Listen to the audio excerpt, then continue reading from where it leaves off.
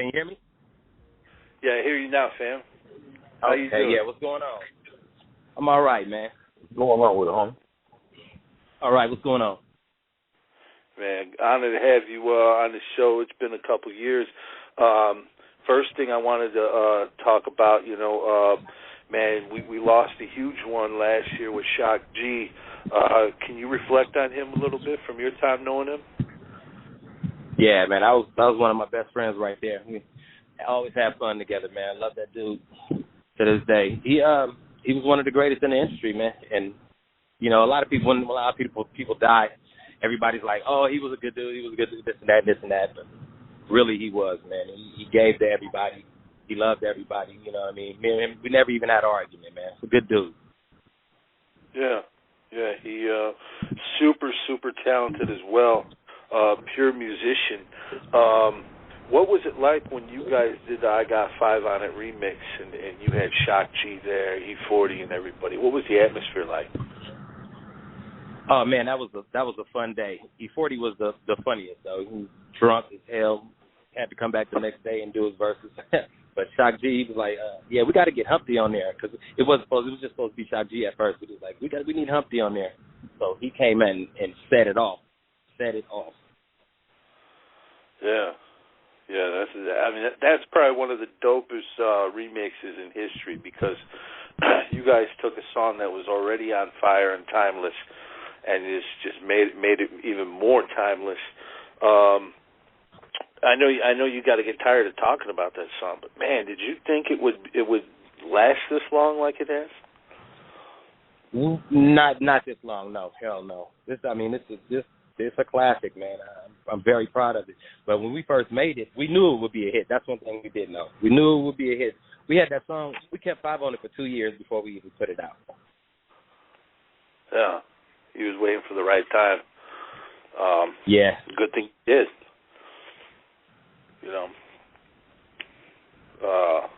But yeah, that's a timeless classic. Well, the whole album, Operation Stack Over, that's really withstood the test of time itself, and it helped influence a lot over the years. It really kicked down doors. Yeah, it did. I think the reason we won is because we were relating to people, especially the black community at the time. It was, if you wanted to get money, you had to sell crack. You know what I mean? That's how it was. And we related to a lot of people with especially the funny shit also. Me and Yuck was really funny with comedian type rappers. Yeah, absolutely. That was whole part of the thing. The mascot gives that away instantly. Yeah. What about yourself right now? You doing any shows or got any music coming out?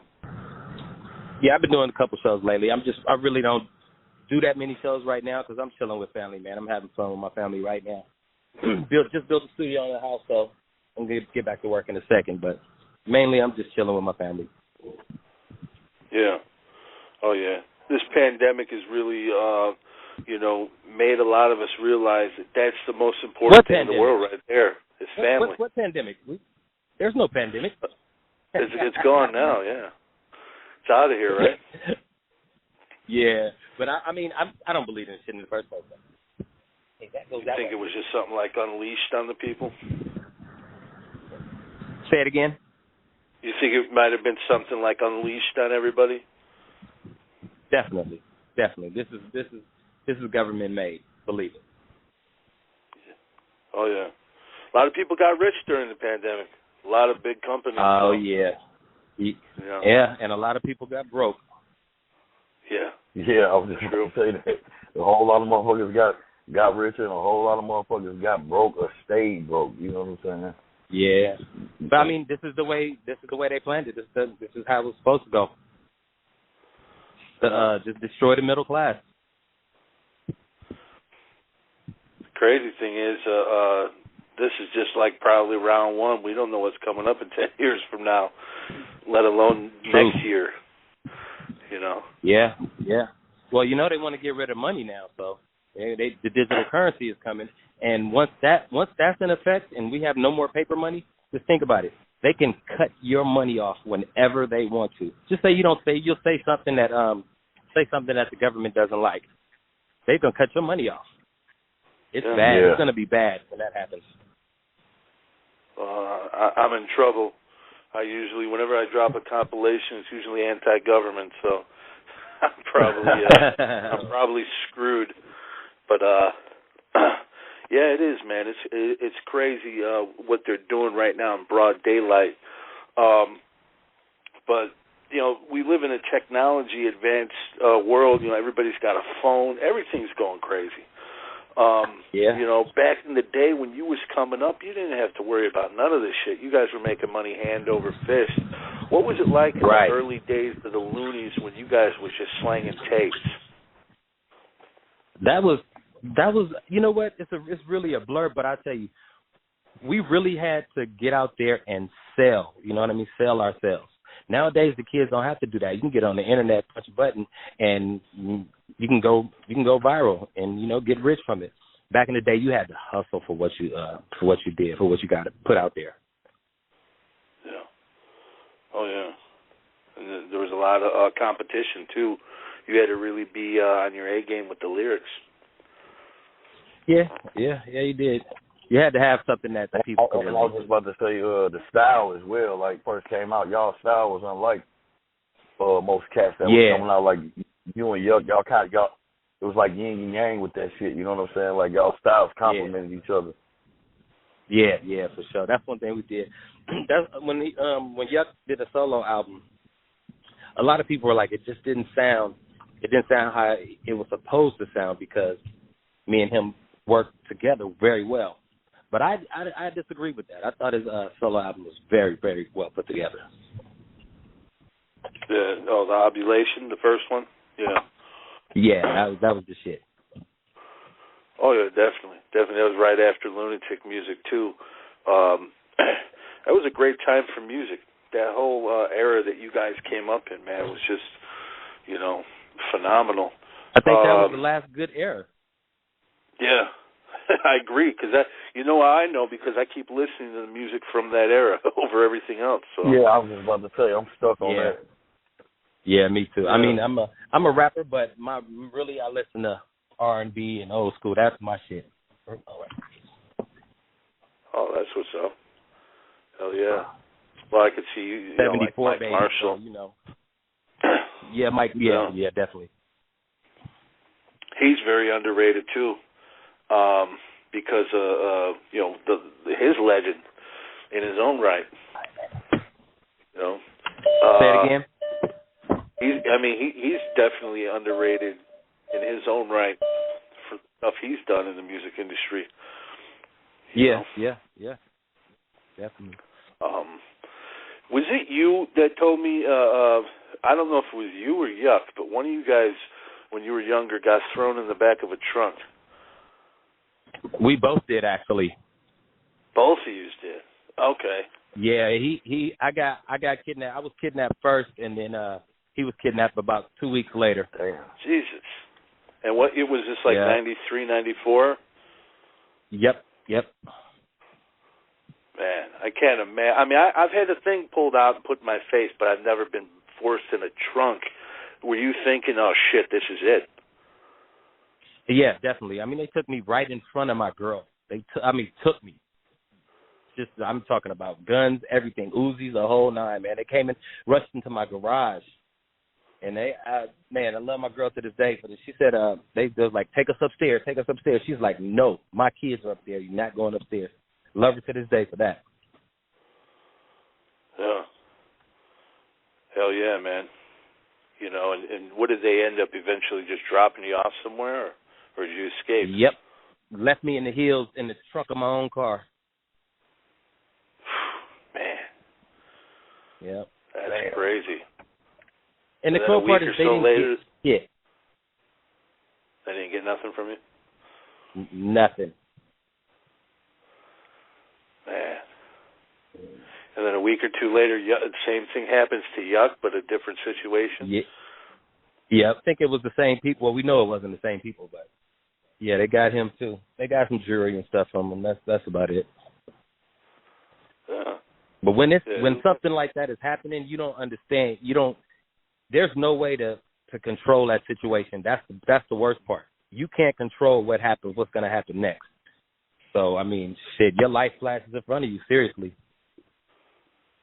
At the mercy of whatever they want to do, yeah. Well, thank God you made it out of that.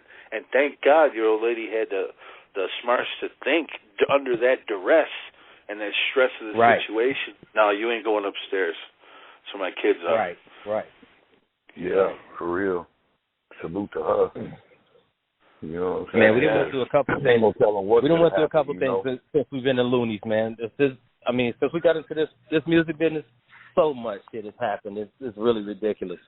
So much shit. And it's not even your fault. It's just that the problems come to you because you're famous. People don't understand that. Because you're famous, motherfuckers want to get to know you. And then this is one thing about being famous. People don't understand. Somebody just wants to get to know you, but they don't understand that you have a life too. You're a real person too. And if you might not feel right at that moment, that's a whole big issue to them because you are famous and they're coming to you. And I understand it, but they have to understand also, man, people are people. Yeah. Right. You're just like any of us, you know. Mm-hmm. Just happen to have a all-time, rap classic under your belt, But yeah. But no, you're right, man. You said a lot of stuff has happened though over the years. As far as being famous and whatnot. What was the craziest situation you've been in, other than being in the trunk? Huh. Well, I did go to prison. Yeah. Yeah, that's. Yeah. I think that was the biggest thing in my life, was going to prison. I mean, 7 years straight. That was wild. Damn. Man, that's almost as long as the Pooh Man stint. He did about, what did he do? Man, for real. Yep. Wow. Pooh Man, I think Pooh Man did almost 11 years, I think. Yeah. Yeah, we was fortunate to have him on the show right when he got out back in 2013. And he said Ann Banks was there to greet him. That's good. I didn't know that. Yeah. Yeah, he's been out for a minute, but 7 calendars in a row, man. How did you get through that? I wasn't there. In my mind, I was not there. In my mind, I was at home. I was on the street. That's how I did my time. I never was in that prison. To me, you know what I mean. And if you're not strong enough to make yourself think that you're not there, I swear to God, you will go nuts in that place. So I wasn't there. Wow. It's hard for people to understand when I say that, probably, but you really have to go somewhere else, because the COs are shit in there. I mean, they treat you like shit. You're just a number. The health system in there is terrible. The food is, it actually says on the box, not for human consumption. I mean, you are basically cattle in that place. And if you don't have a strong mind, you're done. I've seen it. I've seen people lose it in there. I've seen youngsters come in there and think they hard as shit. 2 weeks later, they wearing the short pants and got their shirts tucked up. You know what I mean? Oh, yeah. That's crazy, yo. Yeah. And it's more drugs in the pen than on the streets. Believe it. Oh, yeah, that's what I always heard. I did some jail time. I never did no real prison time, but I always heard that you can get whatever you want in jail. And then nowadays you can see a lot of it, because these dudes be having cell phones. They be going live. Cats in there with flat screens and some cells. And I'm like, man, these motherfuckers in here living still. So, like, you had to do your time like you wasn't in there. There's cats in there that's doing their time just like they'd be on the streets, but they just isolated in one area or whatever. Right. Yeah. I had 5 phones when I was in there. I had whatever. I could get Hennessy from the COs. Whatever I needed, I could get it. Especially me being famous in there. I didn't do hard time at all. You know what I mean? I had friends in there who ran the yards and all that shit. Never had a problem. But yeah, that shit, they can get whatever they want in there. Seriously. Damn. Well, that's good. That's good you had them connections, you know, and plus, like you said, they respect people who've had success, you know. But that had to have been horrible for you, you know, go from, you know, this high peak of success in your career, and then you're in jail. But thank God you got out of that, man. When did you get out? Yeah. I got out in 2014, November 24th. Oh, okay. Hell yeah. Hell yeah, man. Stay out of that. I got out, and then they told me I had to be on parole for 3 years, but I can get off on 13 months. And I'm like, I already know I'm not getting off on 13 months because I will have a dirty piss test every time you test me. And I did. Well, they can't fuck with you now. Well, you know, I'm about to say, right? well, y'all made I got 5 on it, so they should have known that shit anyway. They shouldn't even. I mean, they should have. They should have, but you know, it's the state. They don't care. They don't care what you're talking about. Yeah. Hell yeah. You sure right about that. Basically, you just a number to them, and then you probably have to pay for that shit too. You know what I'm saying? So definitely, they make it. They gonna make money even when you get out of that motherfucker. They still gonna make money on you because you probably had to go to a halfway house first.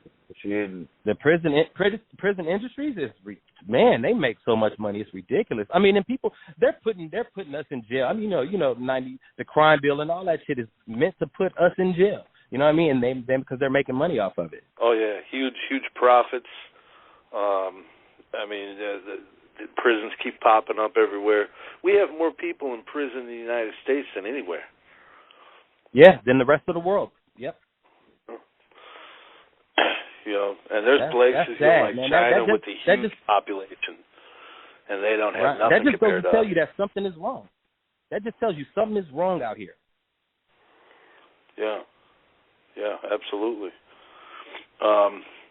You know, back again when you were coming up, you know, in the days of, you know, Drew Down and everything, and did you get to meet Pac at all when he was, you know what I'm saying, coming up out there? Yeah, I remember. Yeah, me and Pac was hella cool. I was with Pac 2 weeks before he died. He was at the Mondrian Hotel in Los Angeles on Sunset, and he called me to bring in some females up to his room. So I picked up 2 females, brought them up there. When I saw Pac, I saw him upstairs in the window, and he came sweating and shit, and I'm like, oh, this nigga must be working out up there. So I go upstairs with the girls. He opens the door, and he keeps going back and forth from the door to the window, from the door to the window, from the door to the window. I'm like, damn, this nigga, he looked spooked, you know what I mean? And I dropped the girls off with him, told him I'll see, told him call me the next day. But he left. I guess he went out to New York or whatever. But that was the last time I saw him. So he was looking out the window, seeing if anybody was tailing him, or I don't know. He looked paranoid. You know what I mean? Yeah. Can't say I blame him under the situation. Weren't you going to be part of the One Nation he was working on too? Yeah. Me and yeah. Yeah, that would have been huge. Yeah. He had that big would have been big. He had a lot of nice groups he was talking about. Yeah. Oh yeah. Were you at the Summer Jam when Chris Hicks got jumped? Yeah, I was there. I just talked about that on another interview. Yeah, it's not like what people said. I mean, but yeah, I was there. Well, he told us he got sucker punched. We had him on about a year ago, and he said he got sucker punched and didn't even know where it came from. But I guess that caused a whole melee or something back there. I don't know. No, see, there was no melee backstage. That's not what happened. We told C&H not to go into the room by himself. Too Short wanted to talk. So we told him, no. All of us was saying, nah, don't nobody go by themselves. But C&H wanted to. So we don't know what happened in the room to him. Nobody knows except the people that was in that room. All we know is he went in there, told us to stay outside. When he came back out, he was lumped up. Damn. Whoa, yeah. That's crazy. Yep. That's nuts.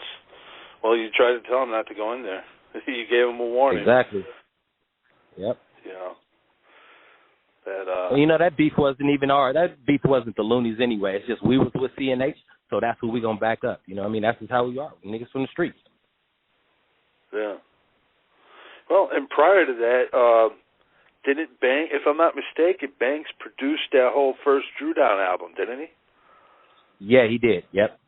That was the first time I met Ant Banks. Producer right there. Oh yeah. Very underrated. What was his? What were your impressions of Ant Banks at that time? Cool guy. I never no problems with Banks or nothing like that. He was strictly business. I know that. He was always in that studio, always trying to, always making beats, always trying to look for the next thing. Banks was a cool dude. I seen him maybe a couple years ago, but I haven't seen him since though. Yeah. Hopefully he comes back with some stuff. You know, a lot of guys. I hear he's doing movie scores now. Movie scores? Oh, hell yeah. Yeah. A lot of money in that.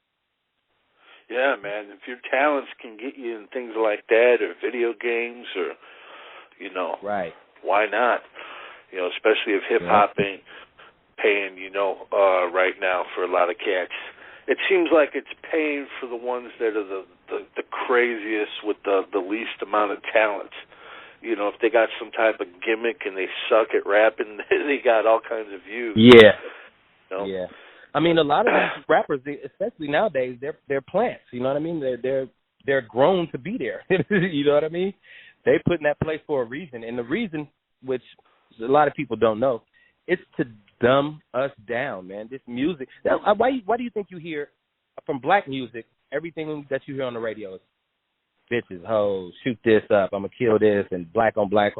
That's all you hear on the radio from black people. You'll never hear that in country. You never hear that in R&B. You only hear that from rap music because rap music is so influential. It gets to all the children. It gets to every child out there, and this is on purpose. Put this music out there, so that's all they know. Well, and also, it's almost like they're pimping these artists because a lot of them, too, get involved in the occult. We've had numerous people tell us, even Russell Simmons' own nephew from the Flatliners. You remember that group, the Flatliners? Yeah, I do. It was on Def Jam. He said he saw rituals in the offices at Def Jam. Did you ever see crazy occult-type stuff? Not occult stuff, but I've seen the... when they say they take you to that party, and you open the door and you'll see the just super famous person on the ground getting fucked in the ass by two guys. You know what I mean? I mean that type of shit. I've seen those parties. Oh no, those are the ones. Yeah, we had Rico from Sons of Funk. He was No Limit Records. And he said he wouldn't reveal the name of the star, but he said that a guy invited him to one of those parties. And initially, Jamie Foxx warned him about those parties, so these parties are kind of funny, be careful. And he didn't take that warning serious, and when he got there, he was shocked. He's like, man, I see this dude on TV, kissed in the mouth and doing heroin, and, man. Yep. So what did that do to you? They set it up like that. Psychologically. These parties, right. Yeah. These parties are actually set up. I mean, when say your number comes up and they need something on you, they're trying to get you under control. They set up these parties. You're the one that's invited. It's for you. The party's not for you. It's just a regular party, but you're coming because of you. They want your control. They want to control you. And when you get there, the girls know exactly what to do. They know what room to take you in. They know what drugs to put on you. It's the whole thing is a setup. It's a plan. It's planned out from day one. Wow.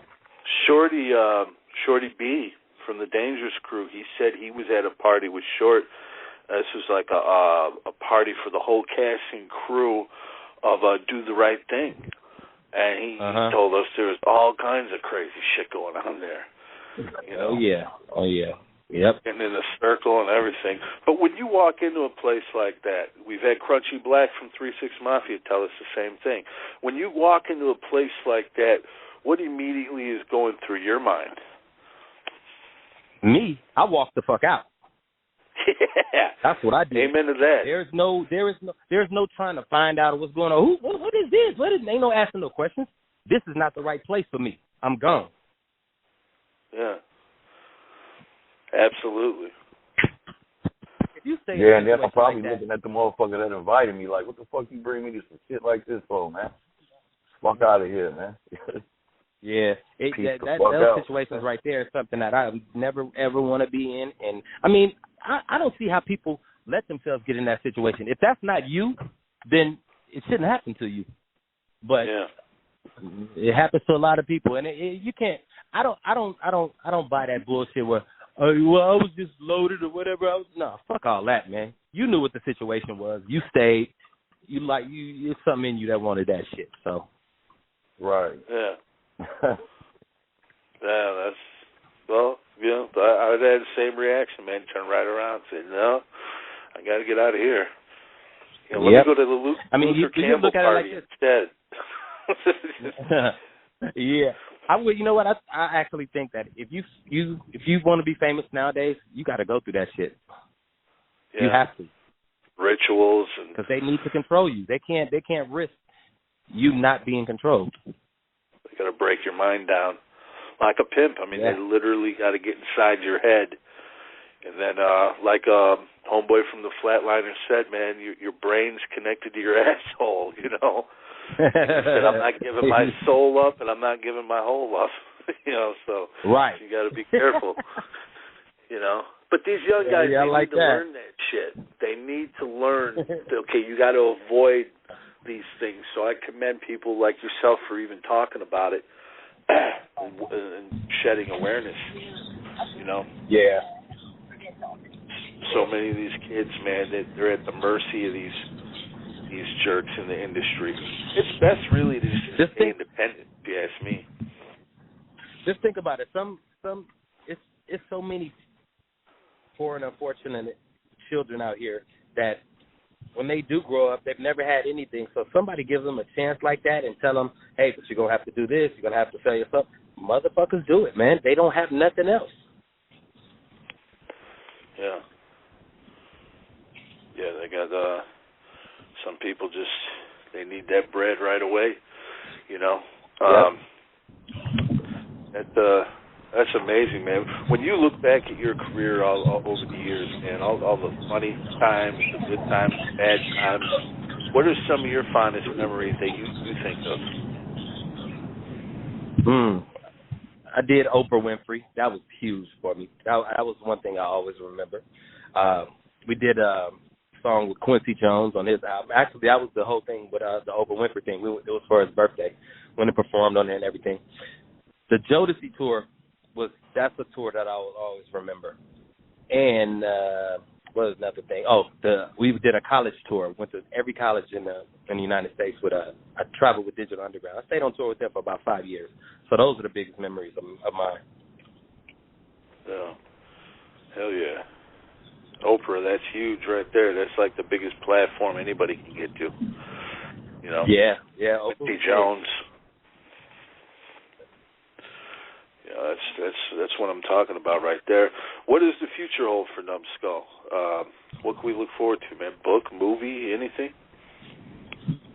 I mean, I'm working right now. It's just I'm with family, man. That's what I'm concentrating on. You know what? The world might not even be here in the next year. We don't know.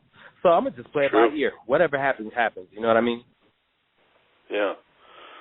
100%, man. 100%. Now, I got a couple more for you. The homie from France wants to ask you a couple questions. Sen, you there, brother?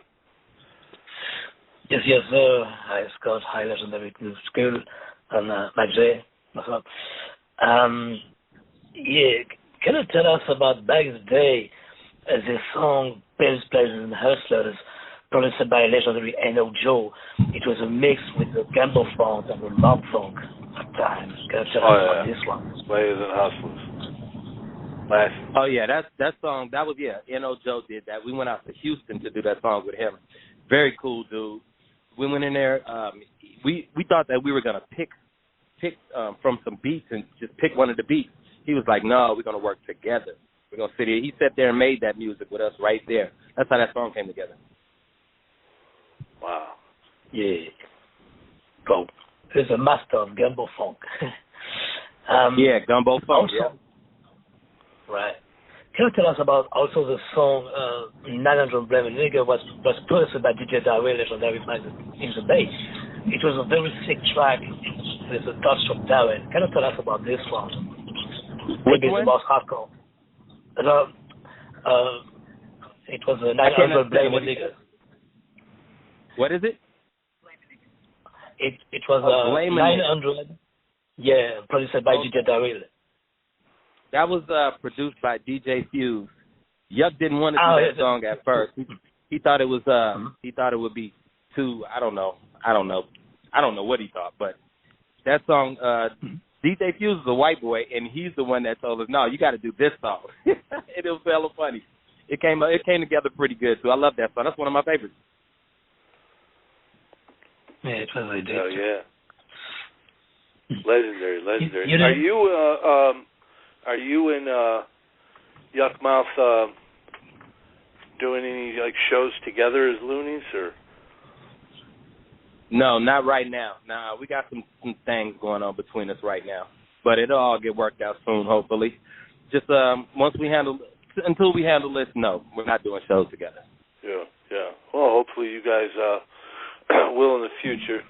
But regardless, you know what I'm saying, both you guys are going to do your thing anyway, you know. You're both talented. Definitely. You know. I mean, you can never stop either one of us, you know what I mean? That's one thing about the Luniz. We'll keep going for sure. I still got the sampler that New Tribe sent me with I got 95 on it. It had Bushwick Bill, it had I think Gangsta Hit maybe, you guys. That was classic. You know, a hell of a lineup about on New Tribe too. Yeah, it was. Company. The person that was running it, they just didn't have the skills that it took to bubble a label like that. Yeah. Yeah, it could have been like a No Limit or something. Yeah. You know. What about speaking of No Limit? What about Master P? Have you talked to him or ever thought about wanting to work with him after all the Ice Cream Man stuff? I mean, yeah, that's. I have no problems with anybody nowadays. You know what I mean? I'm not the type of person to keep enemies. You know what I mean? If we had a problem, we definitely gonna talk it out sooner or later and make it right. You know what I mean? So right now, I will work with anybody. I have no preferences, and there's nobody that I don't want to work with. Yeah. Hell yeah. That's the way to be.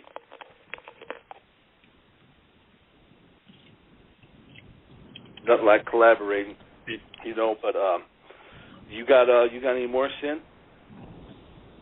Yeah, pardon me, it was Dead Guilty, produced by Jared. It was a dope song too. Dead Guilty was a classic too, the underground. Remember this one? And also, I said, Play Guilty was produced by Darrell at time. It's a Bay production. I cannot understand it. I can't understand Guilty? What did you say, Ben? Oh, you said, should I plead guilty? Yeah, should I plead guilty? Yeah, okay. So that was a classic. Should I plead guilty? Should I plead guilty was a song that we wrote when we were actually outside on the street selling crack, running from police and everything. That whole song was true. Everything that we was doing on a daily basis, that's what that song was about. Yeah. You guys were out there in the thick of it. You got also this song from your album, Numskull, was Talking to You. It was a deep song at the time. What song was that? What do you say? There's a song, Talking to You, from your album, Numskull. It was a deep song. Your solo joint, Talking to You. Right. Oh, Talking to You, okay. Yeah, that was about my daughters and my grandmother. Yeah, that's a song that's really close to my heart right there. That was That's exactly what I was going through at that time. That's exactly how I was feeling. You know, I had lost my family, and I felt like I didn't have anybody. So when I wrote that, that's exactly where I was feeling at that moment. Yeah. Oh yeah. One of rap of the Bay old school was the Mac from Vallejo. The album The Game is Sick from 1988. It was something inspired you back the day from the Bay area film. So did you get that, Num? He's talking about the Max album from 1988, Max Leo. Right. You listen to that at all? What album? The Mac. It was a rapper from Vallejo in 1988. He was first of Bob song at that time. The Bob shit. What was his name? Who was it? It was the Mac, but he's dead now. He's from Vallejo. I don't remember that person. Yeah, he's from Vallejo, I guess, in the 80s. Sin's like an encyclopedia, man. He goes way back into the vault. I see. You know, but they love you guys over in other countries, man. As you know, you've been overseas, and is that something you'd like to do again in the future? Yeah, definitely. Once they get rid of these damn stupid ass mat restrictions and shit like that, I would love to go. Yeah, man. Hell yeah. They seem to love the 90s rap like we do. You know what I mean? They really respect it. Whereas one thing about overseas is when you go over there, they love you for your God-given talent. You know what I mean? In the States, it's just like you're just as good as your last hit. Yeah. Right. Yeah, that's true. Europe is a big market. Europe is a big market for hip hop old school. They respect the old school more than yeah. Like, they don't fuck with that new shit. Yeah, I loved it out there. When we went overseas, I took my wife overseas with me and everything. We had a ball out there. It was fun. They treat you with a lot of love. Yeah. Yeah. Hell yeah, man. Right. Well, I'll tell you what, Numskull. Huge honor having you back on the show. I know it's been a few years. Maybe before we get out of here, brother, is there anything you want to say? I want to give you the floor. Yeah, everybody, man, just open your eyes, man. Look at what's going on in this world. You know what I mean? Because there's a lot of shit that's against us, and we're gonna lose eventually if people don't wake up and see what's going on. Look outside your door, man. Seriously, we need help out here. Seriously, the ones who trying to get everybody to make things right, we need help. We need help doing it. So open your eyes. And that's real shit. That's real as it gets. Once again, thank you so much, brother. I really appreciate you. And whenever you do drop something, please get at me. And we'd love to bring you back on and play it. I will definitely, man. Love you guys, and thank you for having me on. Oh, anytime, brother. Appreciate you, brother. Shout out to the one and only Numskull. Huge honor having him on the show. You know what I'm saying? Because we all grew up off the Luniz. Like I said, I remember that sampler. You know, I got it in the mail because I wasn't at Murder Dog yet. I was still doing promoting, and the labels would send me packages all the time. And they sent me this fat-ass package. It had an autographed flat of the Luniz. It had an autographed flat of Bushwick Bill, who's no longer with us, one of Scarface, and then that sampler. It was like I hit a gold mine with that shit. I still got them to this day. You know, so shout out to them too. To the now defunct New Tribe Records for hooking a kid up back then. I was like 17. So, you know, I was like, oh, shit. You know what I mean? Long before I interviewed anybody. Just to get a package in the mail and shit, you know what I'm saying? Like, I got something coming and shit. Oh, man, we used to get those all the time. You know, and then when I became a writer, it just increased to the underground. They're like, man, we want to send Scott these CDs. Maybe he might review them. And I was able to review a bunch of them that I got in the mail from just out of the blue, you know, from labels and different people. Hell, you remember Goldie of the Dangerous Crew? We had him on the show. he sent me his last album, which was in '98, The Golden Rule, and I reviewed it for him. And that was, that was a pleasure of mine to be able to get those CDs and tapes, in the mail at a time when, now you only get you get the email with the MP3 and the electronic press kit. A physical copy was just a different vibe. You know what I'm saying? It was a whole different time back then. But right. Also, man, the Luniz too. You got to look at it like this. I forgot to tell Numskull this. I'm gonna have to tell it to him next time he's on the show. About 3-4 years ago, when that movie Us came out, Billboard, they did a story. They did an article, and they said, "Who are the Luniz?" And it referenced one of our interviews. It mentioned the Murder Master Music Show, and because we interview a lot of these guys, and in my mind, I always thought that was hilarious. It's like, this is Billboard. Luniz have been all up and down the Billboard charts. Surely you know what Google is. I mean, you got to know who the fuck the Luniz are. It had to have been some young writer, that was just fresh out of college or whatever. That's exactly who it would be 9 times out of 10. And then now that I think about it, when we did have Numskull on, man, we had Numskull and Yuck Mouth on at the same time. That was right after he got out of prison, now that I think about it. Yeah, about 14, 15. Yeah. We always have a good knack at catching people, sadly, either right when they're getting out of jail or right before they die. Like Lord Infamous, Coop, Crazy Tunes, KMG. Remember Cocaine was on the show, and he's like, man, I was going to have KMG with me, but I can't get him on the line. And then a few days or weeks later, he died. Yeah.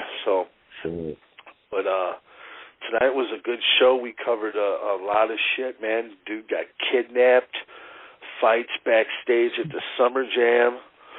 Told CNH, don't go in there. I could hear CNH, fuck that.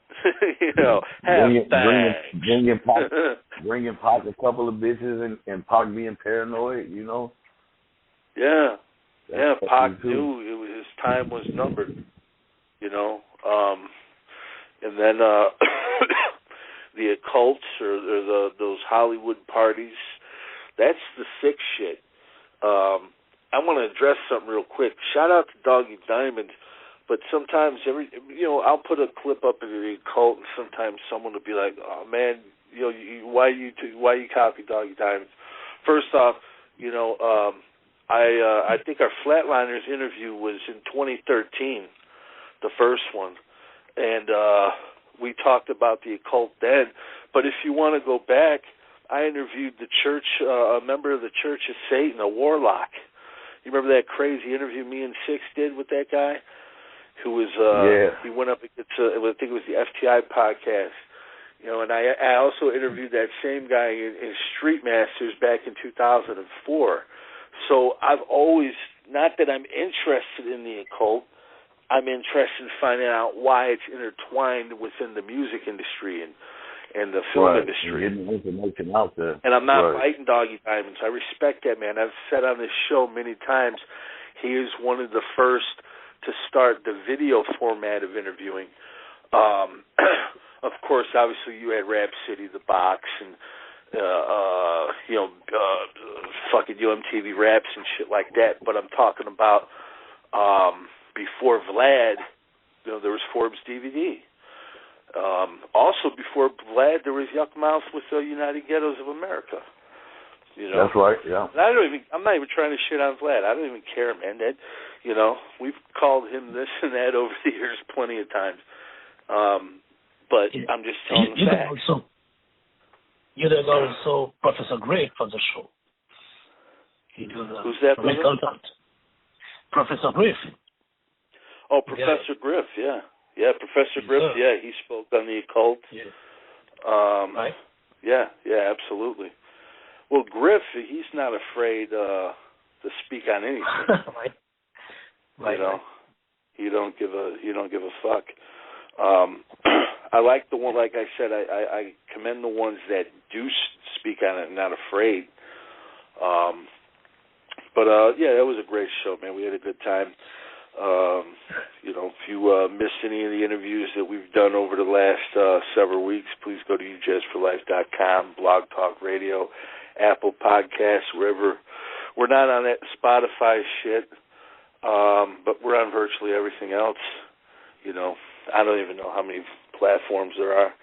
Just download it and shut the fuck up and convert it to your fucking phone, whatever your phone is. It's free. You're not complaining, unless it only costs you if you become a member and you want to hear the interview early. It's I think it's $5 and you get up to 5-6 interviews a month. It's $1 a piece. You can hear them long before anybody else. That's one way to support the platform right there. If you want to join, it's called the Murder Membership. Check out these interviews, before anybody else. And quit getting on the YouTube telling me put the whole interview up here. I've been giving you the whole interview for years. You gotta put a little bit of coin in the piggy bank if you want to get any of this shit now. It's a whole different time. We gotta make sure that this platform stays around. I wanna do at least 1,000 episodes, but maybe go for 1,500 after that. Why stop at all? I mean, shit. If I'm able to do it, why not? Love to have you guys call in and hang out with me. And I appreciate the fans for supporting us, the listeners.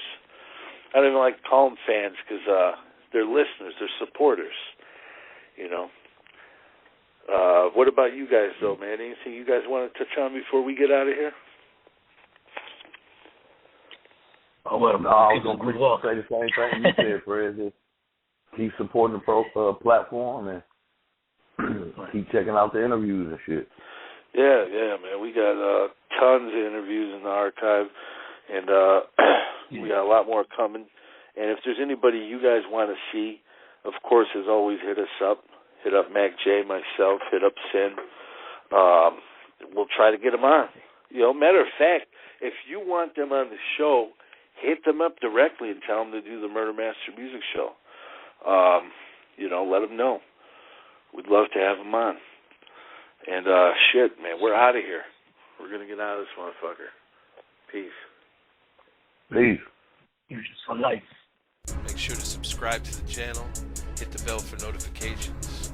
Like, comment, share. Also go over to ujazzforlife.com, download the entire archive, and check out new episodes on Apple Podcasts and Blog Talk Radio.